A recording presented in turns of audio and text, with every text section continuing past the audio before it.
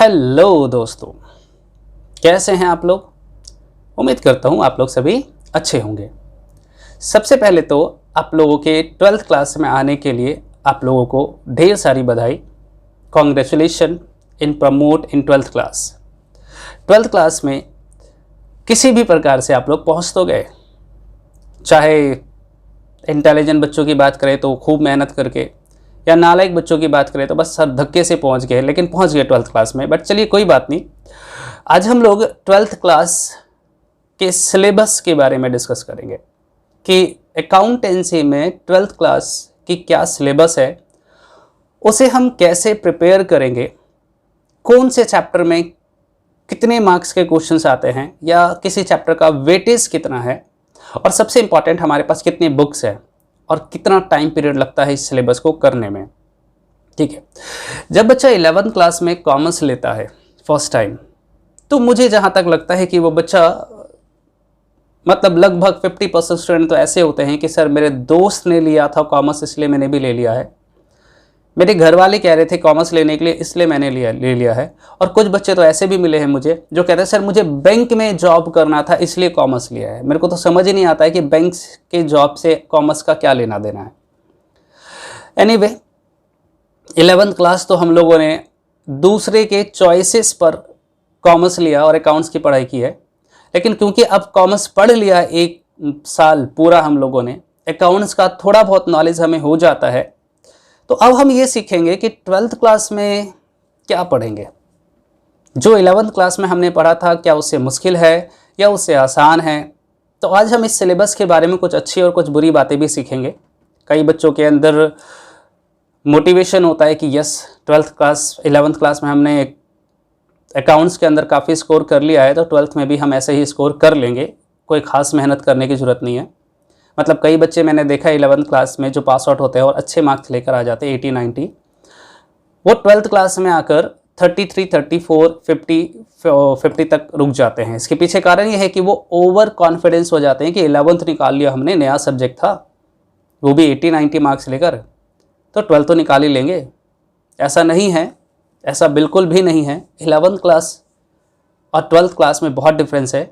12th class is totally different from the 11th class, क्योंकि 11th class के accounts में हम लोग क्या पढ़ते थे, 11th क्लास के अकाउंट्स में हम लोग पढ़ते थे just basic concept of accounting.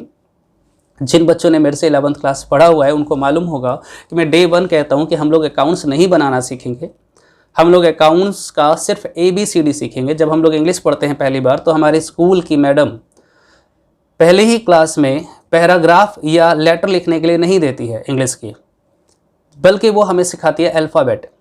बेटा A कैसे लिखते हैं, B कैसे लिखते हैं, C कैसे लिखते हैं, स्मॉल a स्मॉल b क्या होता है, कैपिटल A कैपिटल B क्या होता है, फिर A for Apple, B for ball etcetera, ये सब सिखाते हैं। इसी तरह से क्योंकि हम पहली बार अकाउंट्स पढ़ते हैं 11th क्लास में, तो 11th क्लास में भी हम लोग सिर्फ अकाउंट्स का इंट्रो पढ़ते हैं, जस्ट इंट्रोडक्शन, अल्फ़ाबेट, अकाउंट्स क्या होता है, कौन बनाते हैं, कहाँ बनाते हैं, कैसे बनाते हैं, असेट्स क्या है, लाइबिलिटी क्या है, कैपिटल किसे कहते हैं, इनकम क्या है, एक्सपेंस क्या है, सैलरी क्या है, वेजेस क्या है, ये सारी डेफिनेशन पढ़ते हैं। फिर थोड़ा आगे बढ़ते हैं तो अकाउंटिंग क्वेश्चन में हम लोग प्लस माइनस सीखते हैं, जो कि 6ठी क्लास के बच्चे को भी अगर ठीक से समझा दिया जाए तो वो भी सीख लेंगे अकाउंटिंग क्वेश्चन क्या होता है। उसमें यही तो सीखते हैं कि जो हमारे पास आएगा उसे प्लस करेंगे, जो हमारे पास से जाएगा उसे माइनस करेंगे। मतलब उसमें भी हम कोई खास ऐसा नहीं है कि हम अकाउंटेंट बन जाते हैं उसको पढ़ने के बाद। फिर हम लोग जर्नल सीखते हैं, या नो डाउट कि journal entry is the basic concept of the accountancy. जिनको जर्नल नहीं आता है उनका अकाउंट्स का कोई लेना देना नहीं है। वहाँ हम लोगों ने सीखा था डेबिट क्या होता है, क्रेडिट क्या होता है, जर्नल एंट्री कैसे करते हैं, रूल्स क्या होते हैं डेबिट क्रेडिट के, रियल नॉमिनल अकाउंट क्या होता है, रियल अकाउंट क्या होता है, पर्सनल, मतलब ये सारी बेसिक, आई रिपीट, बेसिक बातें सीखते हैं। मतलब पूरे 11th क्लास के सिलेबस में, पूरे 11th क्लास के सिलेबस में अगर लास्ट के 1-2 चैप्टर छोड़ भी दिया जाए, final account, single entry system, bills of exchange या डेप्रिसिएशन, तो हमने पढ़ा क्या, हमने सिर्फ यही पढ़ा है ना, introduction of accounting.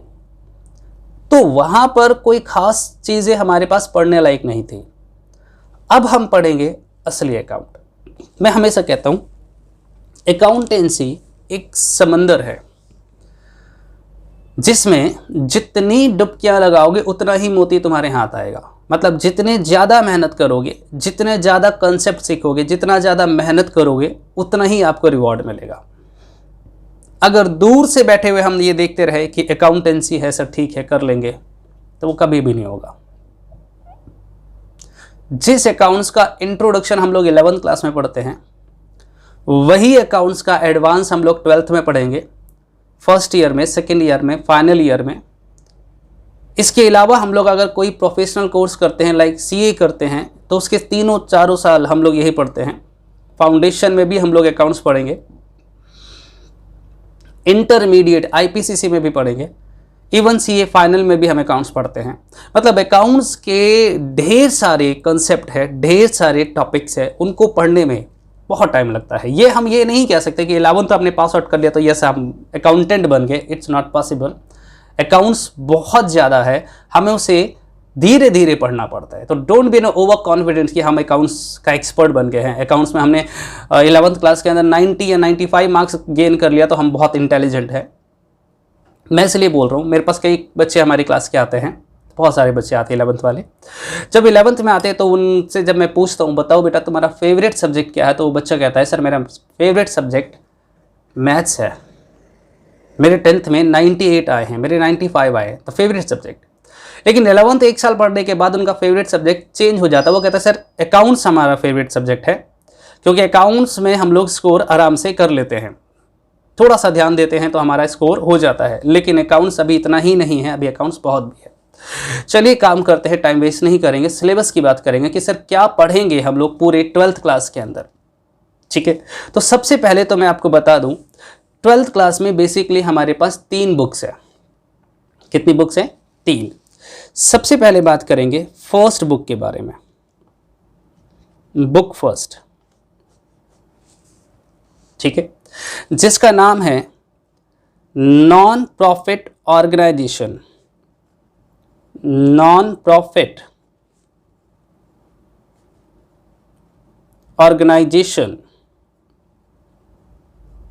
And partnership.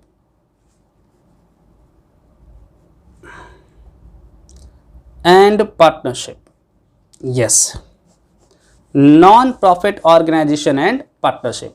First book जो हमारा है वो है पार्टनरशिप का है। इसमें एक चैप्टर है नॉन प्रॉफिट ऑर्गेनाइजेशन का। सर इसमें कितने चैप्टर हैं? तो बेटा इसमें सबसे पहला जो चैप्टर है उसका नाम है non profit organisation, non profit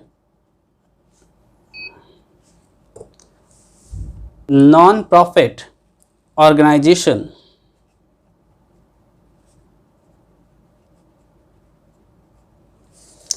हालांकि इस चैप्टर की अगर कुछ तारीफ करूं तो मैं ये बोलूंगा कि ये चैप्टर पहले 12th में था, फिर हमारे सीबीएसई वालों ने इसे 11th में ट्रांसफ़र कर दिया। फिर उनको लगा कि 11th वाले बच्चे नहीं कर पाएंगे, ये बहुत मुश्किल है, तो उन्होंने दोबारा से इसे 12th में ट्रांसफ़र कर दिया। सच्चाई ये है कि नॉन प्रॉफिट ऑर्गेनाइजेशन हमारी 12th क्लास में है, बीकॉम फर्स्ट ईयर में भी है, और इवन आईपीसीसी में भी नॉन प्रॉफिट ऑर्गेनाइजेशन का चैप्टर है। मतलब ये चैप्टर बहुत इंपॉर्टेंट है और ये एग्जाम में इंडिविजुअल 10 मार्क्स कंटेन करता है। अकेला 10 नंबर कंटेन करता है एक चैप्टर। बहुत सुंदर टॉपिक है।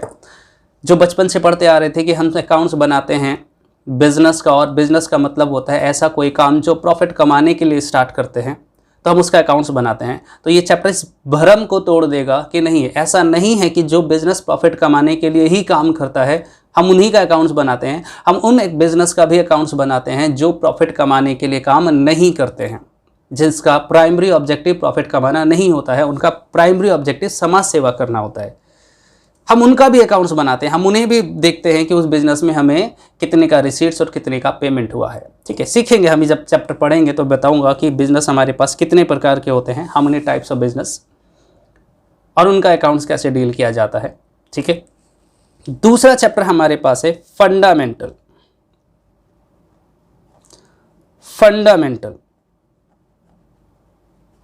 Of partnership, fundamental of partnership. Exam में ये सवाल 4 मार्क्स कंटेन करता है। 4 to 6 मार्क्स बोलूं तो गलत नहीं होगा, बट मैं 4 मार्क्स ही लिख रहा हूं। सर इसमें हम लोग क्या पढ़ेंगे? तो बेटा फंडामेंटल एक ऐसा चैप्टर होगा जिसमें हमें पार्टनरशिप की बेसिक कंसेप्ट बताएगा, क्योंकि हमारा पूरा बुक, कंप्लीट बुक जो है वो पार्टनरशिप की है। तो पार्टनरशिप की बेसिक कंसेप्ट क्या है, आधारभूत सिद्धांत क्या होते हैं, मतलब डेफिनेशन ऑफ पार्टनरशिप क्या है, करेक्टरिस्टिक ऑफ पार्टनरशिप क्या है, in the absence of partnership deed कौन सा रूल फॉलो करेंगे, पार्टनरशिप डीड क्या होता है और कितने प्रकार के होते हैं। इसके अलावा how to calculate the interest on drawing, interest on capital, how to divide the profit between the partners and how to adjust the error which occur during the past year.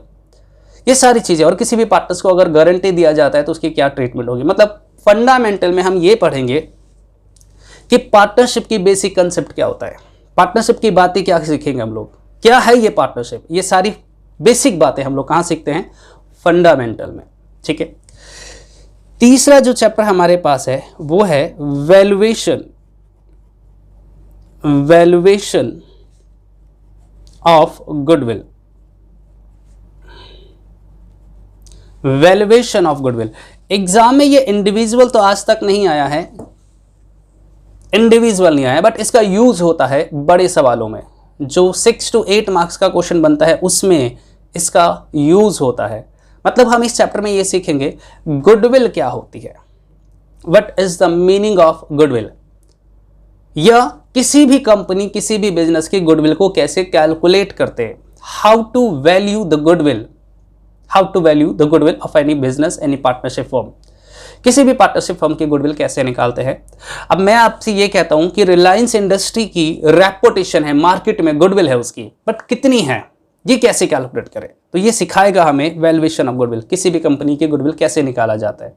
ठीक है, इसके बाद हम लोग सीखेंगे अगला चैप्टर जिसका नाम है चेंज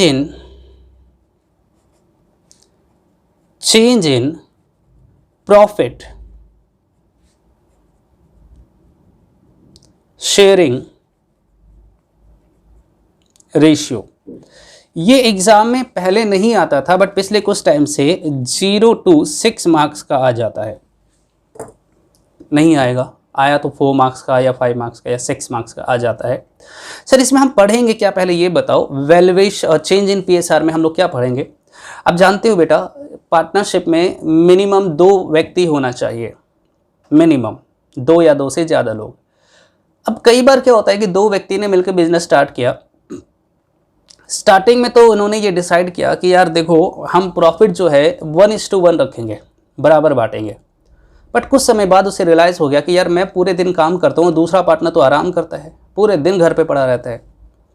तो फिर आगे जाकर ये डिसाइड करते हैं कि नहीं यार, एक काम करेंगे कि मैं रेशियो रखूंगा 2:1, क्योंकि मैं काम करता हूँ, मुझे डबल प्रॉफिट चाहिए उस पार्टनर से जो आराम करता है, वो काम नहीं करता, इंटरफेयर नहीं करता है, मतलब रेशियो होना चाहिए 2:1। मतलब if the partner decided change their profit sharing ratio, अगर वो अपने प्रॉफिट को बांटने का जो रेशियो है उसे बदलना चाहते हैं तो उसे कैसे ट्रीट करेंगे, उसे सीखेंगे हम लोग कहाँ पर, पीएसआर में, change in profit sharing ratio. ठीक है, नेक्स्ट चैप्टर जो है ये सबसे इंपॉर्टेंट है, सबसे ज़्यादा इंपॉर्टेंट, ये है admission, admission of a partner.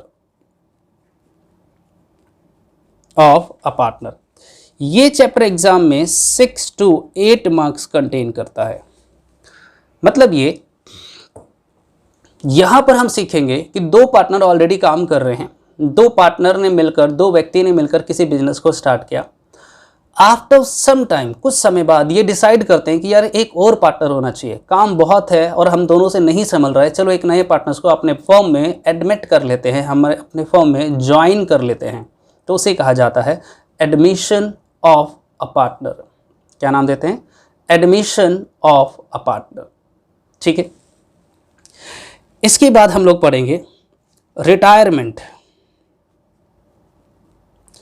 Retirement of a partner. ये भी एग्जाम में 6 to 8 मार्क्स कंटेन करता है। सर ये क्या होता है, हम सभी जानते हैं ये ह्यूमन नेचर है। रियल लाइफ में अगर कोई व्यक्ति है जो भी जिसने बिजनेस स्टार्ट किया लगभग 30-32 साल की उम्र में, कब तक काम करेगा, कब तक काम करेगा, 50 साल, 70, 80, 90, 100। कभी तो ऐसा होगा जब वो कहेगा नहीं यार मैं बहुत थक गया हूँ, अब मैं काम नहीं करना चाहता हूँ। आप एक काम करो, मुझे अपने बिजनेस से रिटायर कर दो, मतलब वो हमारे बिजनेस से रिटायर हो जाता है, हमारे बिजनेस को छोड़ के चला जाता है, बस यार अब काम नहीं करूँगा, थक गया मैं। या ऐसा हो सकता है कि हमारा कोई पार्टनर हमारी कंट्री को छोड़कर दूसरे कंट्री में परमानेंटली शिफ्ट हो रहा है, तो वो भी हमारे पार्टनरशिप को रिजाइन कर देता है, हमारे पार्टनरशिप से रिटायर हो जाता है।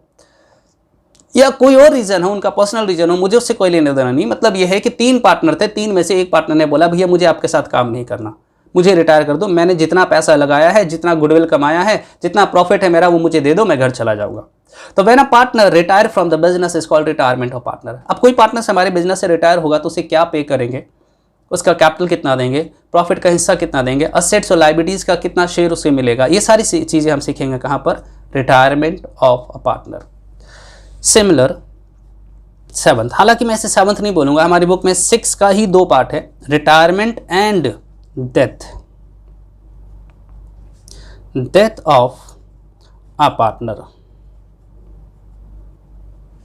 हम जानते हैं,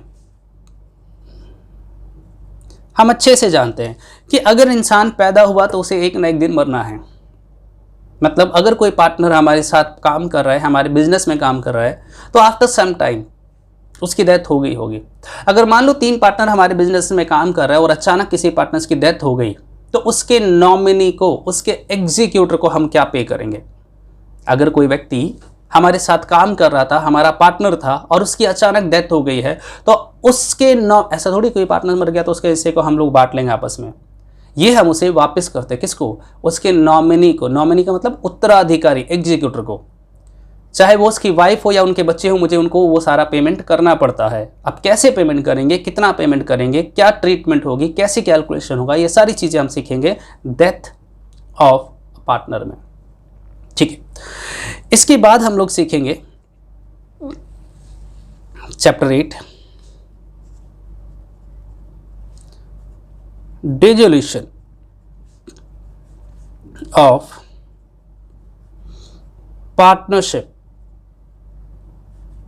फॉर्म। ये एग्जाम में हमारे पास 6 मार्क्स का आता है, dissolution of partnership form. Sir ये क्या होता है। आप जानते हो कि अगर कोई बिजनेस स्टार्ट होता है तो कभी ना कभी तो ये बंद भी होगा ना, कभी ना कभी तो ऐसा आएगा जब कहेंगे यार बस हमारा बिजनेस अब खराब हो गया है, डूब गया है, सिक हो गया है, बीमार हो गया, लॉस हो रहा है, इसे बंद कर देते हैं, अब इसको चलाने का कोई फायदा नहीं है। तो अगर किसी पार्टनरशिप फॉर्म को डिसॉल्व करना है, बंद करना है, वाइंड अप करना है, तो उसकी ट्रीटमेंट कैसे होगी। हम अकाउंटेंट है, हमें सब कुछ आना चाहिए कि अगर कोई बिजनेस बंद हो रहा है तो उसको कैसे बंद करना है, अगर कोई किसी पार्टनर्स की डेथ हो रही है तो उसकी ट्रीटमेंट कैसे करेंगे, कोई पार्टनर एडमिट हुआ तो क्या करेंगे, कोई रिटायर हुआ तो क्या करेंगे, नॉर्मल बिजनेस चल रहा है तो उसमें क्या चेंजेस आएगा, अगर पार्टनर्स ने अपने टर्म्स एंड कंडीशन को चेंज कर लिया, PSR profit sharing ratio change करता है, उसके क्या ट्रीटमेंट करेंगे, उसकी क्या कैलकुलेशन होगा, ये सारी चीजें। आसान शब्दों में अगर तुम्हें कहूं कि non profit organisation and partnership book जो है उसमें कंप्लीटली पार्टनरशिप की सारी डिटेल है, all detail, admission, retirement, death, dissolution, change in profit sharing ratio, everything. मतलब this book is contain only partnership and non profit organisation. NPO का सिर्फ एक चैप्टर है, बाकी सारे चैप्टर किसके हैं, पार्टनरशिप के। और मजे की बात बताता हूँ, ये सारे चैप्टर इंटर रिलेटेड है। जिनको एडमिशन नहीं आएगा, रिटायरमेंट में दिक्कत आएगी, नहीं कर पाएगा, रिटायरमेंट नहीं आएगा, डेथ बिल्कुल भी नहीं कर पाएगा, डिसोल्यूशन नहीं कर पाएगा। ये बिल्कुल एक दूसरे से इंटर रिलेटेड है। हाँ, कुछ चैप्टर को हम स्किप कर सकते हैं, जैसे पहले फंडामेंटल हम लोग करेंगे, उसके बाद सीधा एडमिशन पे जंप मारा जा सकता है, मैं एडमिशन करवा सकता हूँ। इवन फंडामेंटल ना करके सीधा एडमिशन भी करना चाहें तो भी हम कर सकते हैं, हमें ज़्यादा परेशानी नहीं आएंगी। लेकिन अगर एडमिशन नहीं करा तो रिटायरमेंट नहीं होगा, रिटायरमेंट नहीं करा तो डेथ नहीं होगा। इसका मतलब ये इंटर रिलेटेड है सारे चैप्टर। तो this is a complete chapters in first book. ये पहली किताब के मैंने सारे लेक्चर बताए। अब बात करेंगे हम लोग सेकंड बुक के बारे में कि हमारे पास सेकंड बुक में क्या क्या है और उसको कैसे डील करेंगे। मैं नोट करने का टाइम दूंगा, पहले सेकंड बुक पे चल लेते हैं। Second book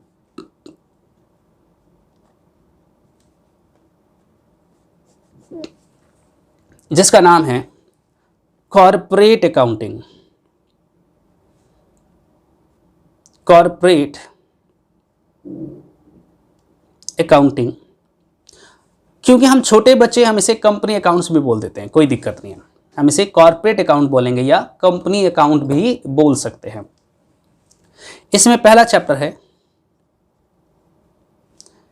issue of shares, issue of shares, ये अकेला चैप्टर हमारे पास मिनिमम कम से कम भी तो 15 मार्क्स कंटेन करता है,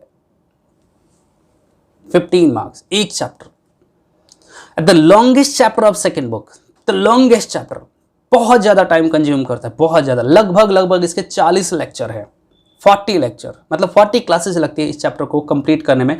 टर्म, इसमें बहुत सारे कंसेप्ट है।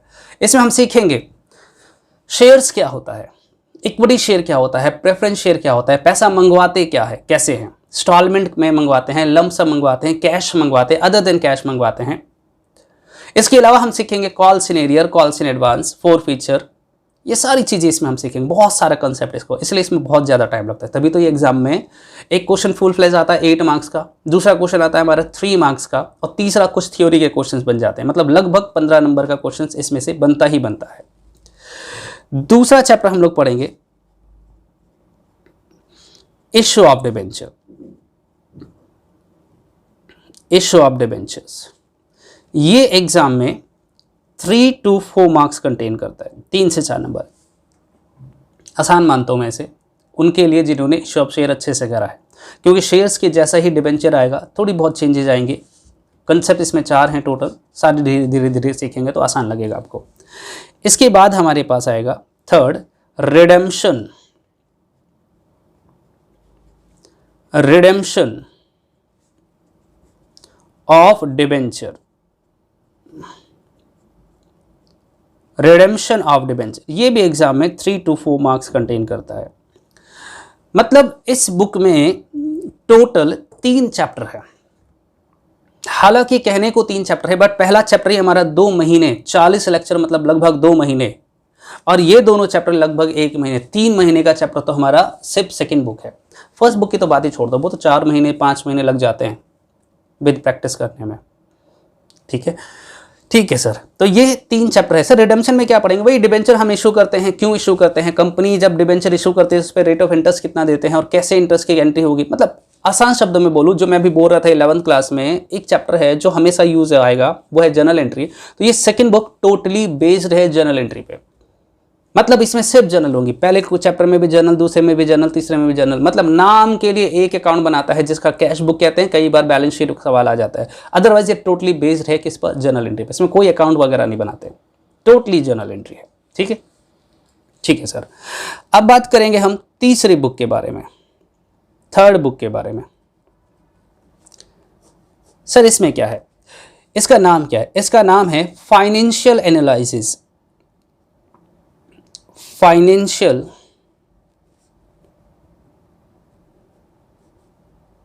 Analysis, financial analysis. इसमें हम जो फर्स्ट चैप्टर पढ़ेंगे, इसमें जो हम फर्स्ट चैप्टर पढ़ेंगे वो है, वैसे तो इसका चैप्टर वाइज की बात करो, बुक में तुम्हारे चैप्टर कैसे दे रखा है तो वो मैं नहीं लिख रहा हूं, मैं नॉर्मली क्लास में कैसे करवाता हूं वो लिख रहा हूं। ठीक है, तो मैं इस चैप्टर में सबसे पहले, इस बुक में सबसे पहले पढ़ाऊंगा रेशियो, रेशियो एनालिसिस। दुनिया का सबसे आसान और फॉर्मूला बेस्ड चैप्टर है, समझने के लिए बहुत है। ये एग्जाम में 4 to 6 मार्क्स कंटेन करता है।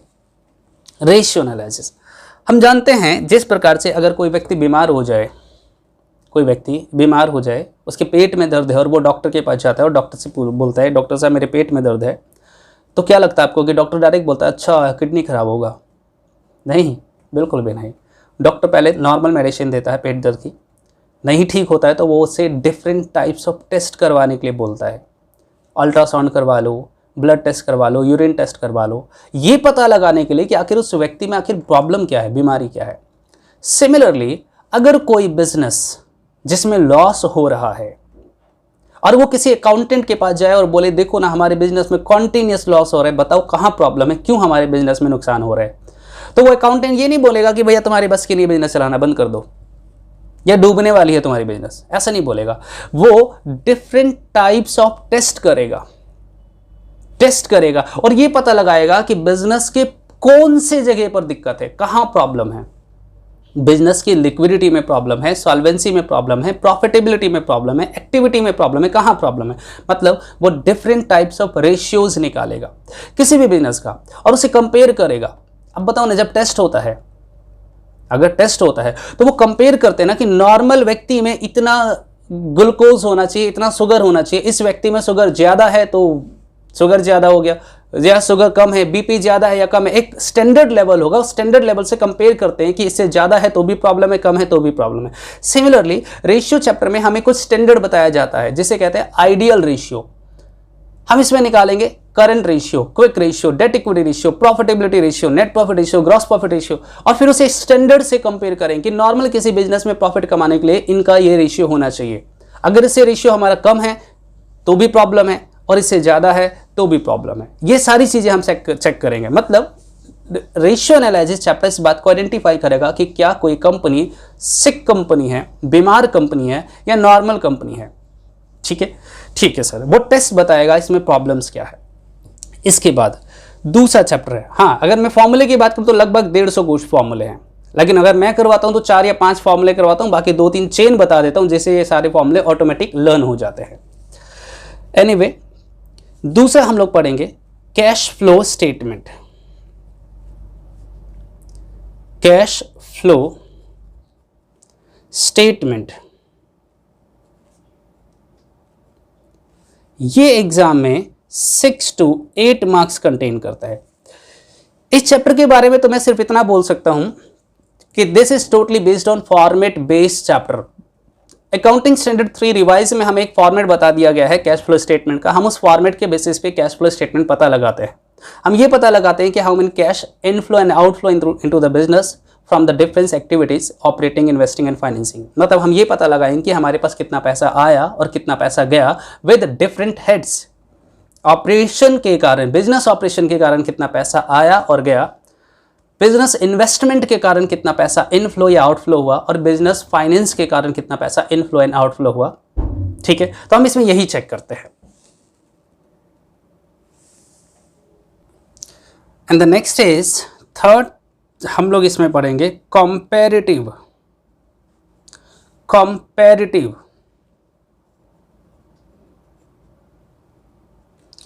Income statement and balance sheet. ये एग्जाम में 3 to 4 मार्क्स कंटेन करता है। कंपैरेटिव या common size income statement and balance sheet, सबसे ज़्यादा कंपैरेटिव आता है इसलिए मैंने कंपैरेटिव लिखा है, हालांकि common size income statement and balance sheet के सवाल भी हैं। ठीक है, और इसके बाद हम लोग पढ़ेंगे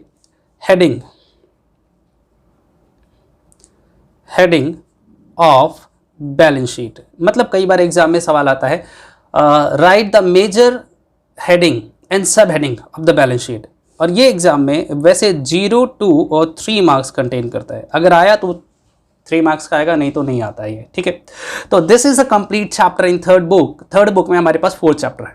लेकिन इतना ही खत्म नहीं हुआ। मजे की बात बताऊं कि ये तीनों बुक अगर फॉलो करें तो सिर्फ 80 मार्क्स कंटेन करता है। ये तीनों बुक हमारे पास कितने मार्क्स के हैं? 80 मार्क्स के। लेकिन हमारा पेपर तो 100 मार्क्स का होता है। तो क्योंकि बेटा इसके बाद 4th पॉइंट आता है हमारे पास, जिसे हम लोग कहते हैं प्रैक्टिकल। जब हम एग्जाम में जाएंगे तो एग्जाम में जाने से पहले हमसे एक प्रैक्टिकल लिया जाएगा। प्रैक्टिकल बेसिकली फर्दर हम लोग 3 पार्ट्स में ब्रेक करेंगे प्रैक्टिकल को। एक तो प्रैक्टिकल, अच्छा पहले बता दूं, प्रैक्टिकल हमारा 20 मार्क्स का आता है, 20 मार्क्स का। अब प्रैक्टिकल को हम लोग फर्दर 3 पार्ट्स में ब्रेक करेंगे। एक तो होगा हमारे पास रिटन टेस्ट, एक होगा वाइवा, और एक हमारे पास आएगा ओरल टेस्ट। वाइवा तो ओरल हो गया। एक प्रोजेक्ट फाइल हमसे बनवाएगा वो हमारा एग्जामिनर, प्रोजेक्ट फाइल। ठीक है, अब ध्यान रखो कि जो रिटन टेस्ट है वो 12 मार्क्स कंटेन करेगा।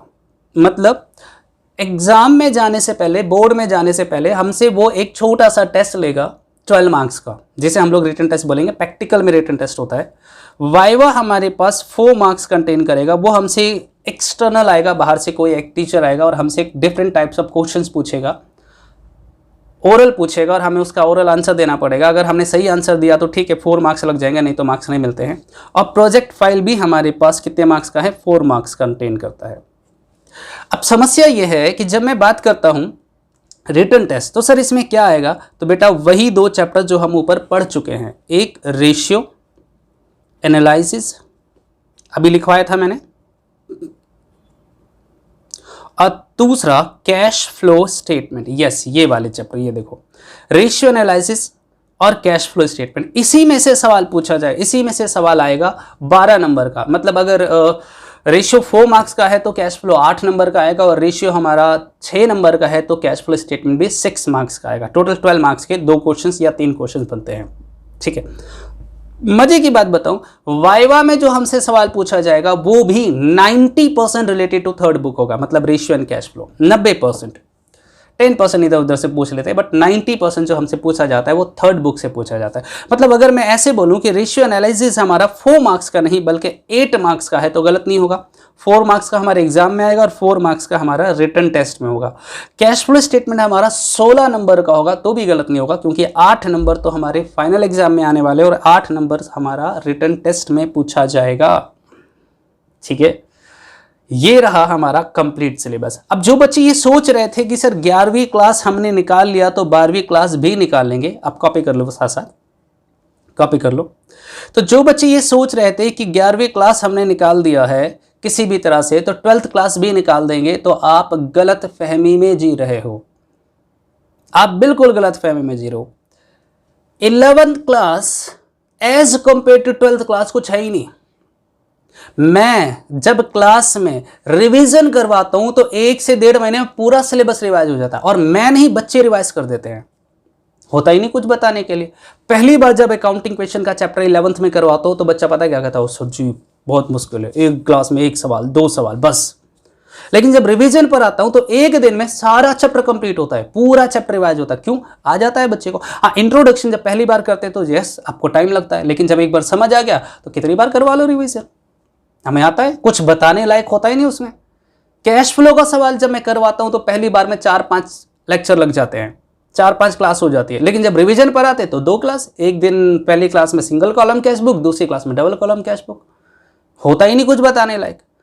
इसी तरह से कोई भी चैप्टर 11th का ले लो, पहली बार तो टाइम लगता है इसलिए क्योंकि पहली बार पढ़ रहे हैं, लेकिन जब रिवीजन की बात करते हैं तो 1 महीने में पूरा सिलेबस रिवाइज हो जाता है हर महीने। अब यही बात मैं 12वीं पे अप्लाई करूं 12th क्लास पे, तो भैया पहली बार करने में तो टाइम लगेगा ही लगेगा, डेफिनेटली लगेगा। क्यों सर? याद करो ना, 11th क्लास में सबसे बड़ा सवाल कौन सा लगा था तुम्हें? फाइनल अकाउंट का, trading, profit and loss and balance sheet बनाते हैं विद एडजस्टमेंट वाले। तो यहां सारे चैप्टर फाइनल अकाउंट के इक्विवेलेंट है, चाहे वो एडमिशन का हो, रिटायरमेंट का हो, डेथ का हो या डिसोल्यूशन, डिट्टो सेम। एडमिशन में बनाएंगे revaluation account, partners capital account, partners current account and balance sheet, 4 बड़े बड़े अकाउंट बनेंगे। और एक सवाल करने में हमें मिनिमम स्टार्टिंग में 40 मिनट लगता है एक सवाल को करने में, और एक एक चैप्टर के 100 सवाल, 150 सवाल हम लोग करेंगे।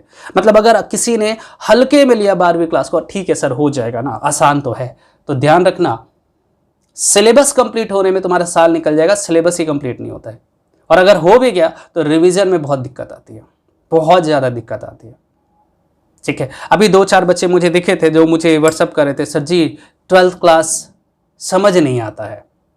सच्चाई है, नहीं समझ आएगा, पहली बार में तो किसी को समझ नहीं आता है। हाँ, लेकिन कंसंट्रेशन अगर ध्यान से पढ़ोगे तो समझ आएगा। पहली बार में नहीं, दूसरी बार में आएगा, दूसरी बार में नहीं, तीसरी बार में आएगा। This is the chapter, this is the syllabus. यही वो सिलेबस है जिसको जितना मेहनत करोगे उतना ज्यादा रिवॉर्ड मिलेगा। अब एक काम करना, 11वीं क्लास के रिजल्ट को 12वीं क्लास के रिजल्ट से कंपेयर कर लेना। 11th क्लास का रिजल्ट, अच्छा नीचे कॉपी करना, पहले ये देख लो, ये लो सेकंड बुक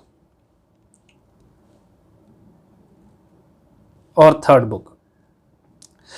11वीं क्लास के सिलेबस को 12वीं क्लास से कंपेयर करके 11th क्लास के रिजल्ट को 12th क्लास के रिजल्ट से कंपेयर करके देखना। 11th क्लास में 100% रिजल्ट होता है अकाउंटेंसी में, और 12वीं क्लास में 80%। 20% वो बच्चे होते हैं जो पढ़ते नहीं हैं, कहते हो जाएगा, और हो जाने में वो हो जाते हैं, लेकिन क्या कंपार्टमेंट या फेल। स्कोर करना, चलो पास भी हो गए, मान लेते हैं पास भी हो गए जाते हैं, अगर बच्चा एटलीस्ट कम से कम क्लास अटेंड कर लेता है ना, सिर्फ क्लास अटेंड कर लेता है, होमवर्क ही छोड़ दो, तो बच्चा पास तो हो जाएगा, लेकिन पास भी होगा सिर्फ 35 to 40 मार्क्स लेकर। और 12th क्लास में ये इंपॉर्टेंस नहीं है। 12th क्लास में जब तक आप 90-95 नहीं लाते हो, आपकी कोई वैल्यू नहीं है, कोई गिनेगा नहीं आपको। पता है क्यों? 12th के मार्क्स ही ये डिसाइड करता है कि आप रेगुलर कॉलेज में जाओगे या डिस्टेंस में जाओगे। यही डिसाइड करेगा कि रेगुलर कॉलेज के कौन से कॉलेज में जाओगे, एसआरसीसी में जाओगे या कोई छोटे मोटे कॉलेज में जाओगे।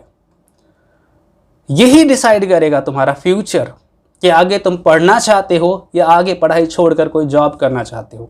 हाँ जी, 12वीं क्लास थोड़ा सा सीरियस होकर पढ़ने लायक है। अगर सीरियस होकर नहीं पढ़ोगे तो बहुत समस्या आने वाली है। मैं बार बार रिपीट करूं क्योंकि इसे हल्के में मत लेना। बहुत सारे बच्चे हमारे हल्के में, ठीक है ना सर पढ़ लेंगे ना, आसान तो है, आसान तो है, मैं भी कह रहा हूँ बहुत आसान है, बट किन के लिए? पढ़ने वाले बच्चों के लिए। चलिए ये कॉपी कर लिया है, प्रैक्टिकल जो मैंने लिखा है एक बार इसको भी कॉपी कर लो, ठीक है, ये लो। और एक काम करते हैं, आज हम लोग इतना ही करते हैं। सिलेबस आप लोग बेटा प्लीज कंसंट्रेशन से पढ़ना, please don't waste your time, don't waste your time. मैं इसलिए बार बार आपको रिपीट कर रहा हूं, मैं ऐसे बच्चों को भी जानता हूं जो 98 लेकर आते हैं। मेरे लास्ट ईयर का रिजल्ट में अकाउंट्स में 98 थे, हाईएस्ट मार्क्स 98 मार्क्स। और ऐसे बच्चों को भी जानता हूं जो 34-35 लेकर आते हैं। मैं ऐसे पेरेंट्स को भी जानता हूं जो अपने बच्चों को होम ट्यूशन दिलवाते हैं मेरे से। मैं खुद लेता हूं क्लासेस, उनकी होम ट्यूशन की फीस होती है पर क्लास, चलो मैं फीस नहीं बता रहा हूं, पर क्लास फीस होती है। इतना हेवी अमाउंट वो पेड करते हैं just for 12th class accountancy. और मैं ऐसे पेरेंट्स को भी जानता हूं जो 300-400 रुपए में भी वो कहते छोड़ो यार ट्यूशन पढ़ के क्या करेंगे, वैसे ही पास हो जाएंगे। क्योंकि जो फीस देने को तैयार होते हैं उनको लगता है कि नहीं यार अगर 12th में पास नहीं हुआ तो दिक्कत हो जाएगा, बच्चे का फ्यूचर का सवाल है। और कुछ लोग तो ध्यान नहीं देते फ्यूचर पे। ठीक है, हो गए तो अच्छी बात है, नहीं होते कोई बात नहीं। तो प्लीज बेटा please concentrate on your future, concentrate on your syllabus. It's not easy, ये बहुत आसान नहीं है। यहाँ पर हार्ड वर्किंग बहुत जरूरी है, यहाँ पर स्मार्ट वर्किंग बहुत जरूरी है। और मैं हमेशा कहता हूँ अकाउंट्स का तो एक ही फॉर्मूला है, जितने रजिस्टर तुम भरते हो उतना कॉन्फिडेंस तुम्हें आएगा। It's totally based on practice. मैं खुद करवाता हूँ, तुम्हारे टीएस अग्रवाल में 100 क्वेश्चंस प्लस होते हैं, हर चैप्टर में 100 प्लस क्वेश्चंस होते हैं। और मेरे असाइनमेंट में 150 प्लस क्वेश्चंस होते हैं। मतलब दोनों मैं करवाता हूँ, टीएस अग्रवाल के सारे सवाल करवाऊंगा, असाइनमेंट के सारे सवाल करवाऊंगा। 200-250 क्वेश्चन जब हम एक एक चैप्टर की प्रैक्टिस करेंगे तो क्यों नहीं होगा कॉन्फिडेंस, क्यों नहीं आएगा कॉन्फिडेंस। लेकिन हाँ, 200-250 सवाल करने के लिए हमें कॉन्फिडेंस, हमें पेशेंस की जरूरत है। बच्चे तो 2 सवाल करते सब चैप्टर खत्म ना हो गया ना। ये मैथमेटिक्स नहीं है, एक फॉर्मूला लिखवाया उस पर बेस्ड प्रैक्टिस करेंगे। It's practice. हर सवाल में तुम्हें कुछ नया मिलेगा, हर सवाल में कुछ नया लॉजिक मिलेगा, हर सवाल में नया लैंग्वेज होगा, हर सवाल में कुछ नया मिलेगा। जब तक वो सारे सवाल नहीं पढ़ोगे, सारे सवाल की प्रैक्टिस नहीं करोगे, तो आप एक सवाल या 2 सवाल करके इस चैप्टर को डिसाइड नहीं कर लोगे कि आसान है या मुश्किल है।